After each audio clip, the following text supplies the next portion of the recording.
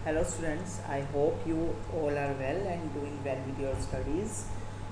बेटा last video lecture की अगर हम बात करें तो उसमें हमने जो सर्कल से रिलेटेड जो भी थ्योरम्स थी आपकी जो बुक में थ्योरम्स हैं और एक जो थ्योरम्स थी जो बुक से बाहर की भी हैं वो भी हमने सॉल्व कर ली थी, हमने देख ली थी, प्रूफ कर लिया था एक्चुअली उनका।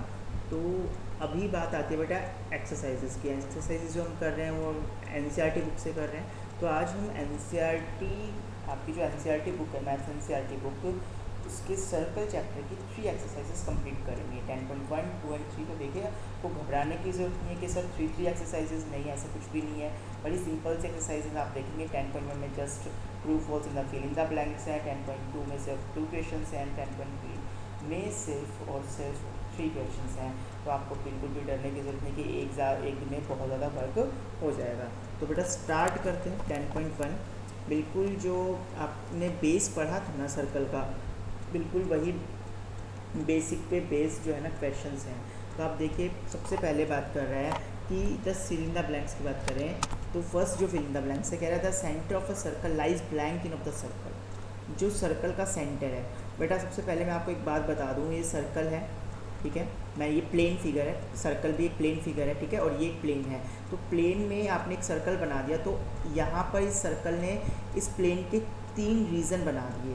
This is exterior of the circle, ये होगा बेटा इंटीरियर, ये जो पोर्शन है ना इंटीरियर ऑफ द सर्कल, और जो आपका बच जाता है ना ये जो आपको ये बाउंड्री दिख रही है, ठीक है, ये होगा बेटा ऑन द सर्कल, ठीक है।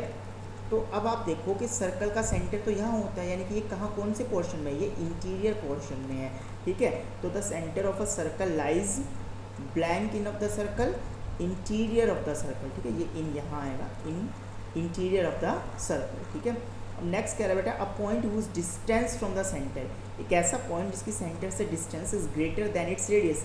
बेटा रेडियस क्या होती है, देखो सेंटर है, सेंटर से सर्कमफ्रेंस तक की डिस्टेंस ये होगी रेडियस। अब इससे ज़्यादा डिस्टेंस होगी तो वो पॉइंट कहाँ लाई करेगा, सर्कल के एक्सटीरियर बाहर लाई करेगा, ठीक है। द लॉन्गेस्ट कोड of a circle is blank of the circle.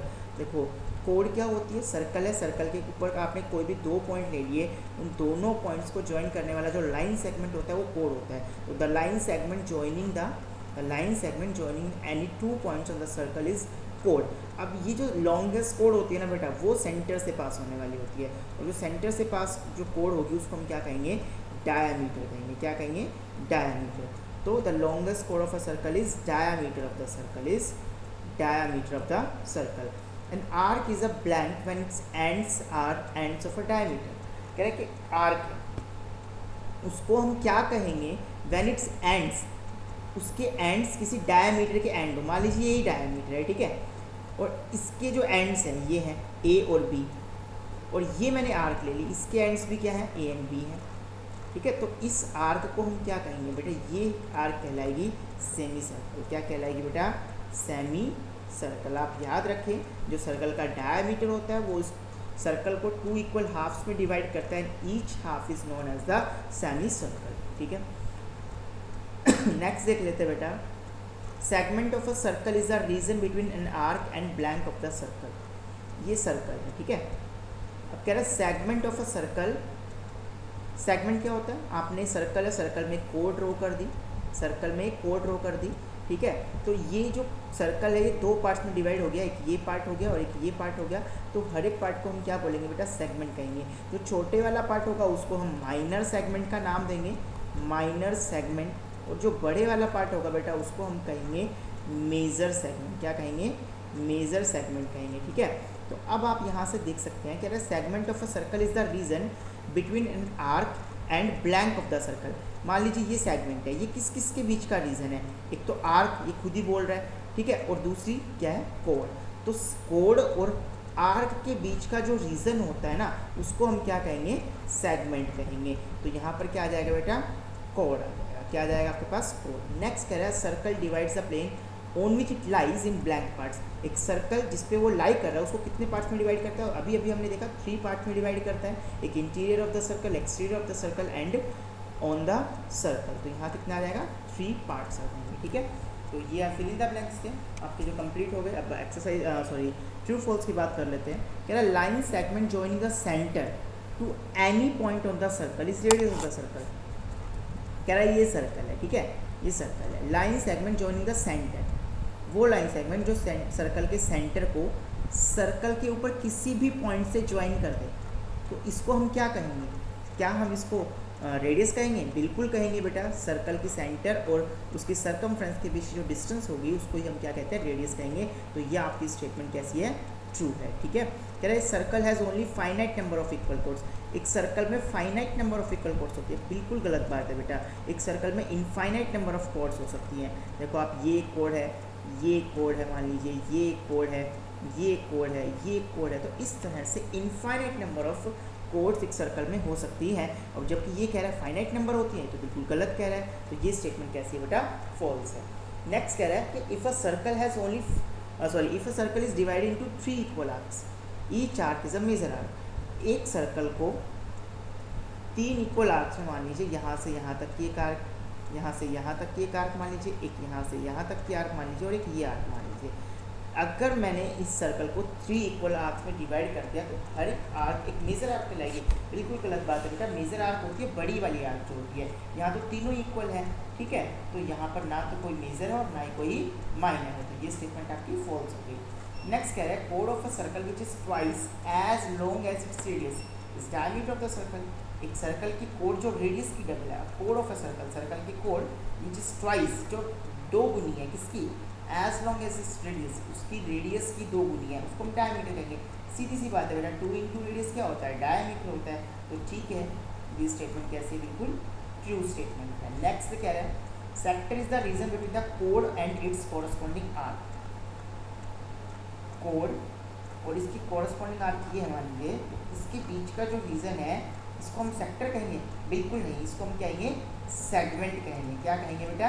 Segment. ये स्टेटमेंट हो गई फॉल्स। सेक्टर क्या होता है? सर्कल है, सर्कल की 2 रेडियस और ये आर्क जो है इसके बीच का जो रीजन होता है ना, इसको हम क्या कहते हैं? सेक्टर कहते हैं। अब नेक्स्ट कह रहे हैं circle is a plane figure. बिल्कुल सर्कल क्या है? एक प्लेन फिगर ही है, ठीक है। स्फेयर जो होता है वो 3 डायमेंशनल फिगर होता है, but circle is a plane figure, ठीक है। तो ये स्टेटमेंट क्या आपकी क्या है? ट्रू है। ये आपकी 10.1 एक्सरसाइज जो है वो कंप्लीट हो गई, ठीक है। तो इसमें just true false and fill in the blanks. Next exercise में चलते बेटा। एक्सरसाइज है 10.2। इसका क्वेश्चन नंबर फर्स्ट देख लेते हैं। कह रहा है recall that 2 circles are congruent. आपको ये पता होगा कि 2 सर्कल कॉन्ग्रुएंट कब होंगे? If they have the same radius. अगर 2 सर्कल हैं और उनकी रेडियस सेम है, अगर आपके पास 2 सर्कल हैं और उन दोनों सर्कल की रेडियस सेम है, तो हम उन सर्कल्स को कॉन्ग्रुएंट सर्कल कहेंगे, ठीक है। अब ये कह रहे हैं prove that equal chords of congruent circles. आपको प्रूफ क्या करना है? Prove that equal chords of congruent circle. आपके पास तो कॉन्ग्रुएंट सर्कल, एक सर्कल ये है और एक सर्कल ये है, दोनों कॉन्ग्रुएंट सर्कल है, ठीक है। एक छोटा एक बड़ा हो गया, लेकिन आप थोड़ा सा मैनेज कर लें। आप मान लें कॉन्ग्रुएंट है, कॉन्ग्रुएंट सर्कल है, तो इसकी रेडियस क्या होंगी? इक्वल होंगी, ठीक है। इनकी रेडियस क्या होंगी? इक्वल होंगी। अब ये कह रहे हैं subtend equal angle at the centre. अब ये दोनों सर्कल कॉन्ग्रुएंट हैं और इनकी इक्वल कोड्स सेंटर पे इक्वल एंगल बनाएंगे। जैसे ये कोड आप ले लें, तो ये कोड सेंटर पे कौन सा एंगल बना रही है? ये एंगल बना रही है। मान लीजिए ये ए बी है, ये ओ है और ये पी है, ये सी और ये टी। तो आपको गिवन ये हो गया क्वेश्चन में कि ए बी जो है वो सी डी के इक्वल है। गिवन क्वेश्चन में गिवन क्या हो गया? ए बी जो है वो सी डी के इक्वल। आपको प्रूफ क्या करना है बेटा कि ये जो है ना, और साथ ही साथ आपको मान लीजिए ये सर्कल C1 है और ये सर्कल C2 है, तो C1 and C2 are congruent circle. C1 and C2 are congruent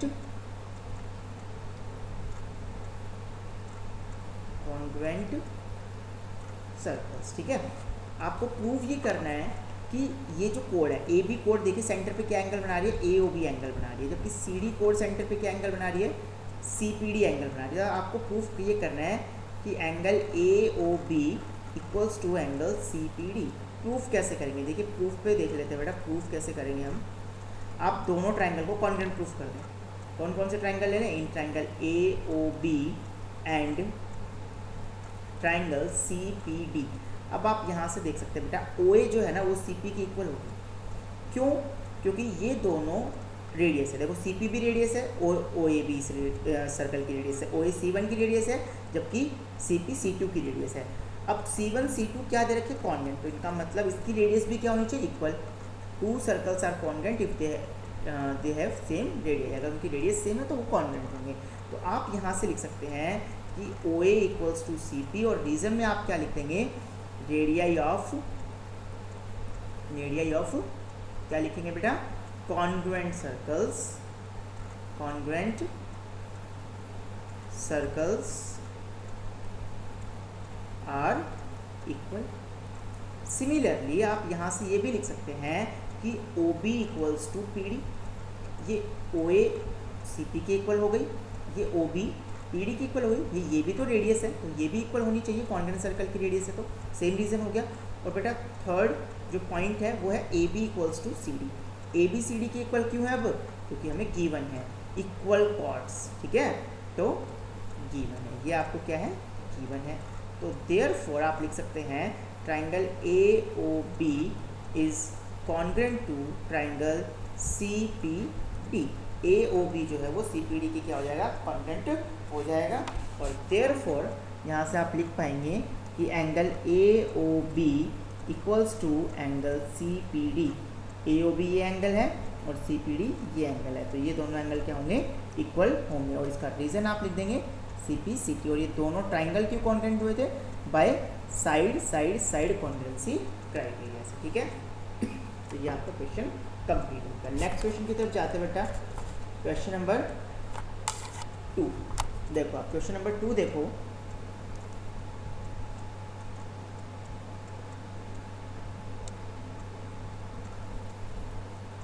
question number 2 की बात करें तो कह रहा है बेटा, prove that if the equal chords of congruent circle subtend equal the chords of congruent circles, ठीक है।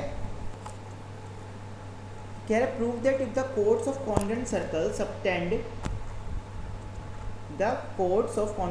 Subtend equal angles at their centre then the chords are equal. Just उसका रिवर्स है, इस बार कोड्स इक्वल नहीं है, इस बार एंगल इक्वल है। कोड जो सेंटर पे एंगल बना रही है वो इक्वल है और कोड्स को इक्वल प्रूफ करना है। तो इसमें भी क्या समस्या है, बहुत ही सिंपल क्वेश्चन है।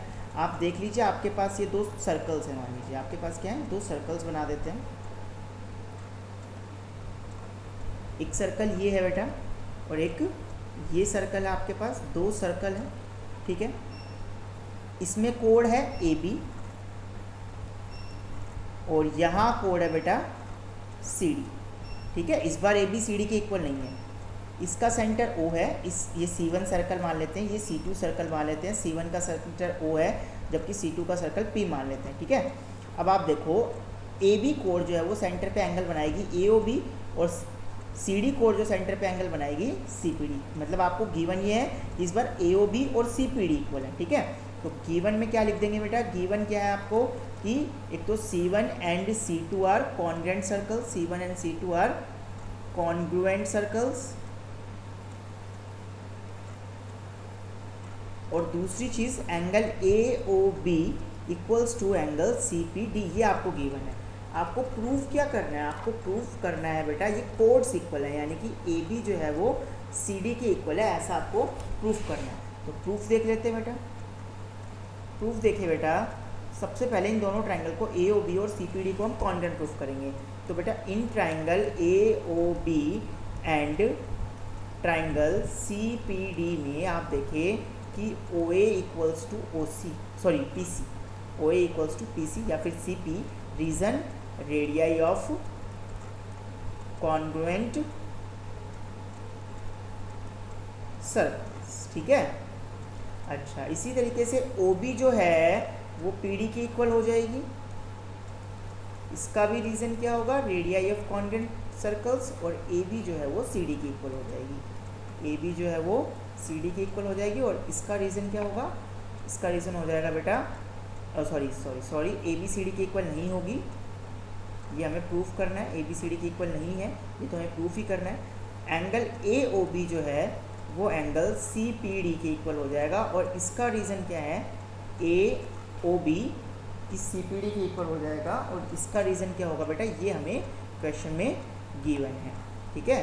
तो आप यहाँ से अब ये लिख पाएंगे, therefore triangle AOB is congruent to triangle C P D, और इसका रीज़न क्या है, इसका रीज़न हो जाएगा बेटा A O B C P D क्यों हुए, साइड फिर एंगल एंड देन साइड, तो by side angle side congruency criteria, और साइड एंगल साइड अगर दोनों कॉन्ग्रेंट हैं तो आप बड़ी इजीली लिख सकते हैं कि A B equals to C D, A B C D के इक्वल होगा, और रीज़न क्या है इसका बेटा, सी पी सी डी। यही तो आपको प्रूफ करना था कि दोनों कोड्स क्या हैं, इक्वल हैं, तो ये आपने प्रूफ कर दिया कि दोनों कोड्स क्या हैं बेटा, इक्वल हैं। ठीक है, अब नेक्स्ट एक्सरसाइज देख लेते हैं बेटा, एक्सरसाइज 10.3।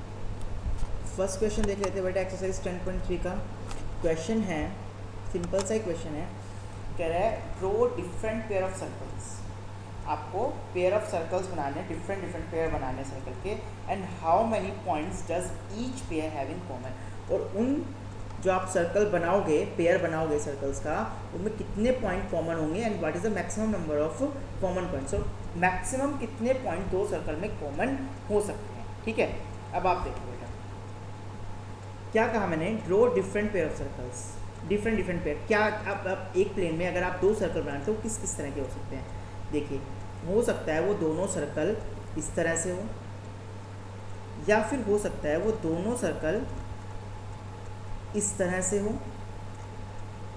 ठीक है, वो दो सर्कल इस तरह भी हो सकते हैं। ठीक है, वो दोनों सर्कल इस तरह भी हो सकते हैं। ठीक है, और वो दोनों सर्कल बेटा इस तरह भी हो सकते हैं। ठीक है, इसके अलावा और कोई पॉसिबिलिटी नहीं बनती है। अब आप देखें कि हाउ ये तो हो गया draw different pair of circles, तो आपने बना दिए, यहाँ पर 5 पेयर्स बन गए।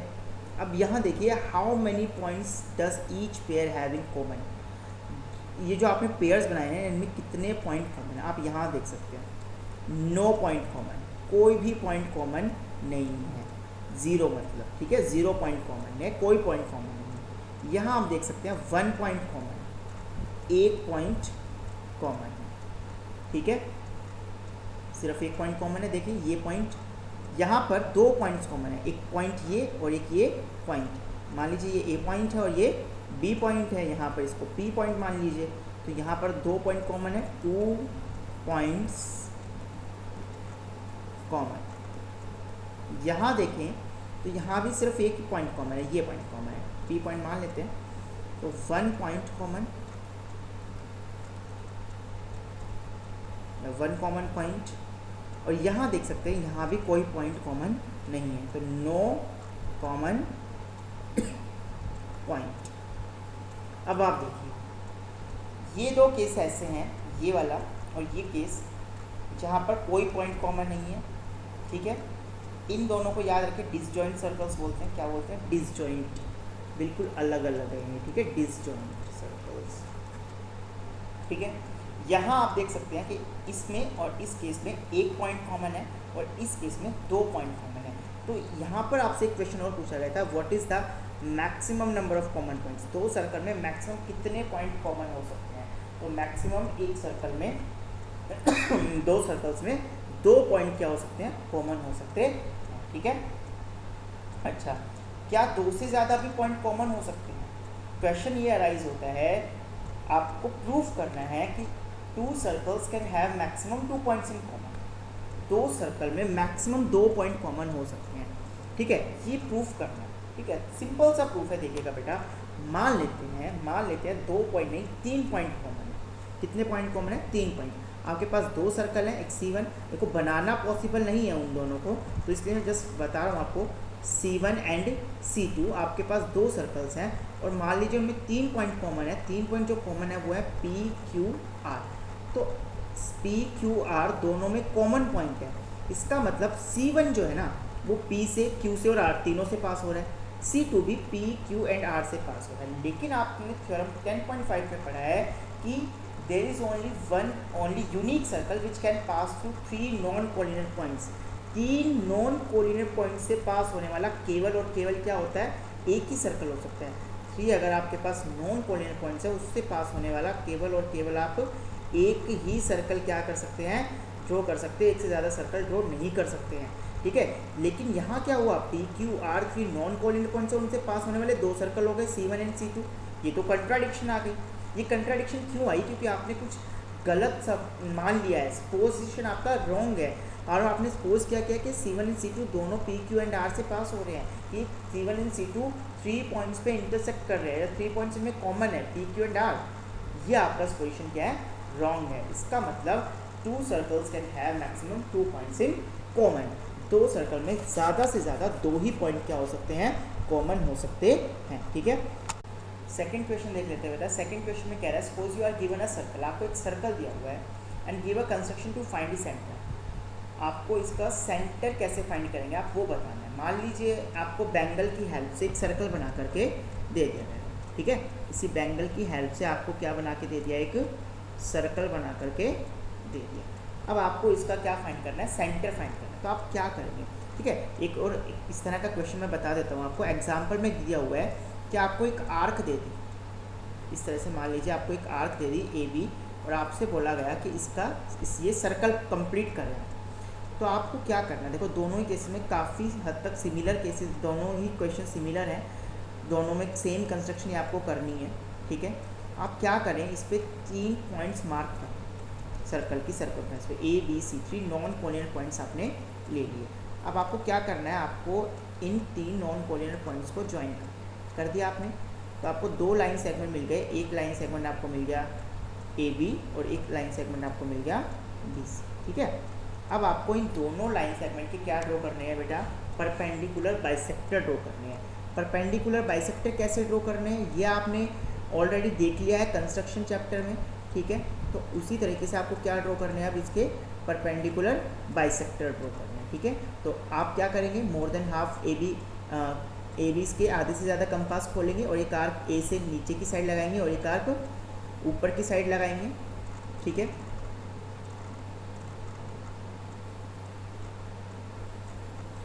और इसी तरह से B से एक आर्क ऊपर की साइड और एक आर्क कहाँ लगेगी, नीचे की साइड लग जाएगी, ठीक है।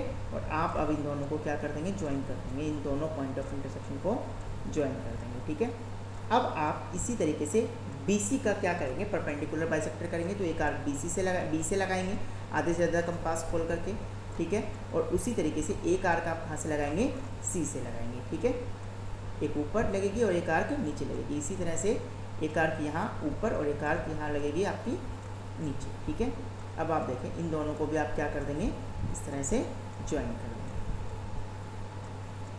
तो अब आप देखिए बेटा, जहाँ पर दोनों परपेंडिकुलर बाइसेक्टर, आपके पास 2 लाइन सेगमेंट आ गए थे AB एंड BC, जहाँ पर दोनों परपेंडिकुलर बाइसेक्टर्स थे लाइन सेगमेंट्स के, वो मीट करेंगे ना, that point will be the centre of the circle, ठीक है। वही पॉइंट सर्कल का क्या होगा, सेंटर, ठीक है। तो इसमें भी अब जब आर्क दी हुई है, इसमें भी भाई सर्कल कैसे कंप्लीट करना है, सर्कल कब कंप्लीट होगा, जब हम इसे रेडियस और उसकी सेंटर पता होगा, ठीक है। तो सबसे पहले रेडियस भी तब पता चलेगी जब हम इसका सेंटर पता करेंगे। तो इसमें भी वही केस है कि आपको सेंटर ही पता करना है। तो आप मान लीजिए AB और ये तीसरा पॉइंट एक P मान लीजिए यहाँ पर, ठीक है। अब AP को ज्वाइन कर दें और BP को ज्वाइन कर दें, दोनों के क्या ड्रॉ कर ले बेटा, परपेंडिकुलर बाइसेक्टर ड्रॉ कर लें। और जहाँ परपेंडिकुलर बाइसेक्टर्स आपको क्या करेंगे, मीट करेंगे, वो पॉइंट क्या होगा बेटा, सर्कल का सेंटर हो जाएगा। मान लीजिए O सेंटर हो गया। अब O से A की डिस्टेंस या O से P की डिस्टेंस या O से B की डिस्टेंस, ये तीनों क्या होंगी, इक्वल होंगी। किसी भी एक को रेडियस लेकर के और O को सेंटर लेकर के सर्कल को आप क्या कर देंगे बेटा, कंप्लीट कर देंगे, ठीक है। ये आपका सर्कल क्या हो जाएगा, कंप्लीट हो जाएगा, ठीक। तो ये था आपका क्वेश्चन नंबर 2 और ये था एग्जाम्पल नंबर 1, ठीक है। आप कंपास की हेल्प से और रूलर की हेल्प से करेंगे तो एक अच्छी सी फिगर आपको मिल जाएगी। नेक्स्ट क्वेश्चन देखते हैं बेटा, लास्ट जो क्वेश्चन एक्सरसाइज का और आज की इस वीडियो का भी लास्ट क्वेश्चन है। कह रहा है if 2 circle intersect at 2 points, 2 circle है वो दोनों 2 पॉइंट पे क्या करते हैं, इंटरसेक्ट करते हैं। If 2 circle intersect at 2 points, prove that their centre lie on the perpendicular bisector of the common. देखना बेटा, पहले फिगर बना लेते हैं इसका। 2 सर्कल है जो 2 पॉइंट पे क्या कर रहे हैं, इंटरसेक्ट कर रहे हैं। एक मान लीजिए ये सर्कल है, ठीक है, और एक आपके पास ये सर्कल है, ठीक है, 2 सर्कल है, दोनों का कॉमन पॉइंट हो गया ए एंड पी, तो ए बी क्या हो गई इनकी कॉमन कोड हो गई, ए बी क्या हो गई कॉमन कोड। ठीक है, ये सर्कल C1 है, ये सर्कल C2 है, इसका सेंटर आप P मान लें और इसका सेंटर आप Q मान लें। ठीक है, अब आपको प्रूफ क्या करना है, देखिएगा, प्रूफ दैट देयर सेंटर लाई, इनके जो सेंटर्स हैं वो लाई कर रहे हैं, किस पे लाई कर रहे हैं, on the perpendicular bisector of common code. Common code क्या है, ए बी, तो आपको ये प्रूफ करना है कि पी क्यू जो लाइन है ना वो ए बी की परपेंडिकुलर बाइसेक्टर है। अगर आप ये प्रूफ कर देंगे पी क्यू जो है वो ए बी का परपेंडिकुलर बाइसेक्टर, तो आप ये प्रूफ कर, तो आप देख सकते हैं पी और क्यू इस लाइन पे लाई कर रहे हैं, इसका मतलब सेंटर जो है वो क्या कर रहे हैं, कॉमन कोड के सेंटर्स जो है वो कॉमन कोड के परपेंडिकुलर बाइसेक्टर पे लाई कर रहे हैं। तो आप ये रिजल्ट भी बहुत इंपॉर्टेंट है, याद रखिएगा इस रिजल्ट को, कि जो कोई भी 2 सर्कल हैं जो इंटरसेक्टिंग सर्कल्स हैं उनके जो सेंटर्स होते हैं वो कॉमन कोड के परपेंडिकुलर बाइसेक्टर पे लाई करते हैं। मतलब अब आपको इसमें प्रूफ क्या करना है, मान लीजिए ये पॉइंट M है, ये पॉइंट जो है वो M है, तो आपको ये प्रूफ करना है कि AM और MB इक्वल है, और साथ ही साथ AMP एंगल या फिर AMQ या फिर BMQ या फिर BMP, ये जो एंगल बन रहे हैं ये सारे 90-90 डिग्री के, आपको एक ही प्रूफ करना है। ठीक है, तो अब मैं प्रूफ कर दूंगा कि AMP जो है वो 90 डिग्री का है। ठीक, तो गिवन क्या है आपको, गिवन ये है कि C1, ठीक है, C1 and C2 are two circles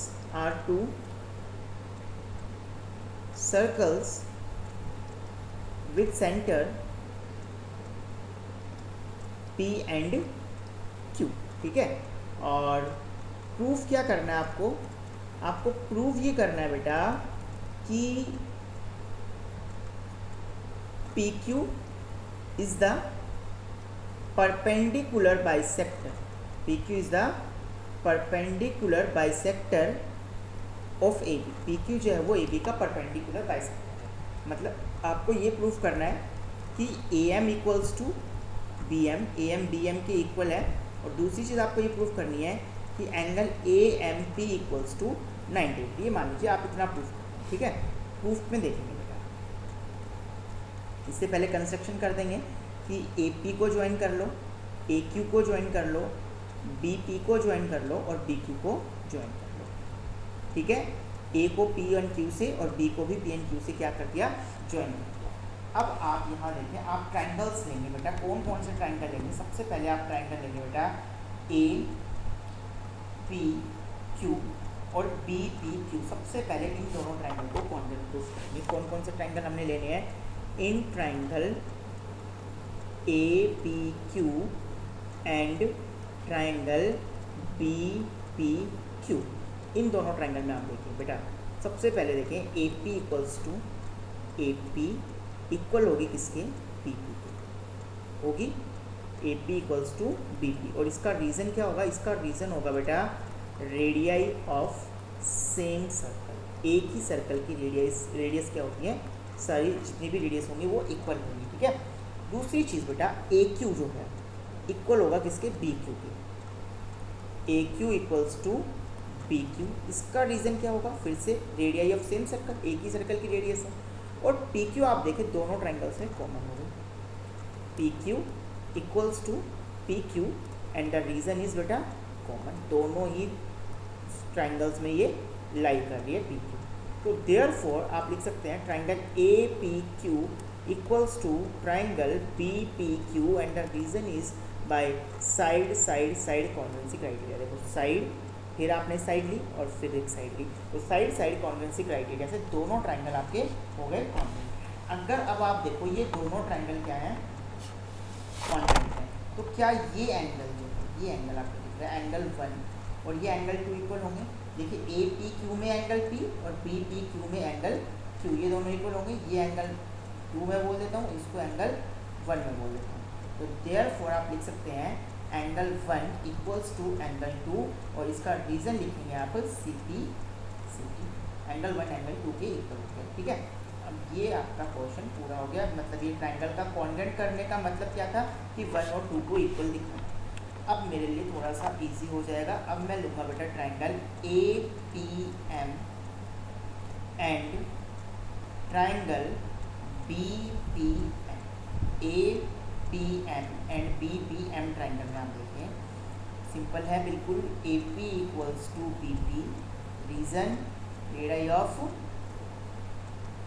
same circle, एक ही सर्कल की जितनी भी रेडियस होंगी वो सारी की सारी क्या होंगी, इक्वल होंगी। दूसरी चीज़ बेटा एंगल 1 इक्वल्स टू एंगल 2, ये आपने अभी अभी प्रूव किया तो प्रूव्ड अबाउ, ठीक है। और तीसरी चीज़ आप देख सकते हैं कि पी एम जो है वो क्या हो गई, कॉमन हो गई। P M equals to P M, ये हो गई आपके पास कॉमन साइड, ठीक है। तो देयरफॉर आप लिख सकते हैं triangle A P M is congruent to triangle B P M. A P M और बी पी एम दोनों क्या हो जाएंगे बेटा, कॉन्ग्रेंट हो जाएंगे। और अगर कौन से रूल से कॉन्ग्रेंट होंगे, देखो आप, साइड फिर angle and then side, side angle side, यहाँ से भी साइड एंगल साइड से, तो by side angle side congruency criteria से दोनों ट्राइंगल हो गए कॉन्ग्रेंट। अगर ये दोनों ट्राइंगल कॉन्ग्रेंट है तो आप देखो ए एम जो है इसके कॉरस्पॉन्डिंग क्या आ रहा है इसमें, बी एम। देखो फर्स्ट एंड थर्ड, और इसमें भी फर्स्ट एंड थर्ड वर्टेक्स, तो बी एम हो गया। तो ए एम इक्वल हो गया बी एम के, और इसका रीज़न क्या हुआ बेटा, C P C T. A M B M के इक्वल क्यों हो गया, रीज़न क्या था, सी पी सी टी से ए एम बी एम के इक्वल हो गया, ठीक है। बहुत ही अच्छी बात है ये तो। अब आप देखो कि एक पार्ट अब आपका प्रूफ हो गया कि बाइसेक्टर प्रूफ हो गया, पी क्यू जो है वो ए बी का बाइसेक्टर है। अब इसको परपेंडिकुलर भी दिखाना है, पी क्यू को ए बी के परपेंडिकुलर भी दिखाना है, यानी कि इस एंगल को अगर हम 90 डिग्री प्रूफ कर दें तो काम हो जाएगा, ठीक है। इसको थोड़ा सा इधर बना देता हूँ फिगर, समझने में आसानी रहेगी आपको। ए बी पी क्यू था ये, ठीक है, और ये है आपका पॉइंट एम। तो आप ए पी एम को और बी पी एम को क्या कर चुके हैं, कॉन्वेंट प्रूफ कर चुके हैं। तो ये एंगल 3 और ये एंगल 4 क्या हो जाएंगे, इक्वल हो जाएंगे। देखो ए एम पी में एंगल एम और बी पी एम में एंगल एम, दोनों इक्वल हो गए। तो एंगल 3 इक्वल्स टू एंगल 4 हो गया। ये भी क्यों हो गया बेटा, सी पी सी टी से हो गया। अब आप देख सकते हैं अगर ये ए बी एक स्ट्रेट लाइन है और ये हो गई एक रे, तो ये दोनों एंगल कौन से हो गए, ये हो गए लीनियर पेयर। दो एडजेसेंट एंगल बन गए, तो 3 + 4 कितना होना चाहिए, लीनियर पेयर से इन दोनों का सम 180 डिग्री होना चाहिए। अब 3 और 4 तो इक्वल है, तो 4 को 3 से रिप्लेस कर सकते हैं, equals to 180 degree, and twice of angle 3 equals to 180 degree, और दिस इम्प्लाइज एंगल 3 आपके पास आ गया 180/2 यानी कि 90 डिग्री। तो एंगल 3 कितना आ गया आपके पास, 90 डिग्री आ गया, यानी कि ए एम की एंगल कितना आ गया, 90 डिग्री। ये आपको प्रूव करना था, ठीक है। इसका मतलब पी क्यू जो है वो ए बी का क्या है, परपेंडिकुलर बाइसेक्टर है, ठीक है। तो आपकी ये एक्सरसाइज जो होती है बेटा 10.3 भी जो है वो कंप्लीट हो गई। तो आपने 3 एक्सरसाइज आज कंप्लीट कर लिए, 10.1, 10.2 एंड 10.3 अच्छे से प्रैक्टिस करेंगे, फिर नोटबुक में भी कंप्लीट कर लेंगे। नेक्स्ट जो वीडियो लेक्चर होगा उसमें हम 10.4 कंप्लीट करेंगे, ठीक है। तो आप प्रैक्टिस करते रहिए क्वेश्चंस की। ओके बेटा, थैंक यू।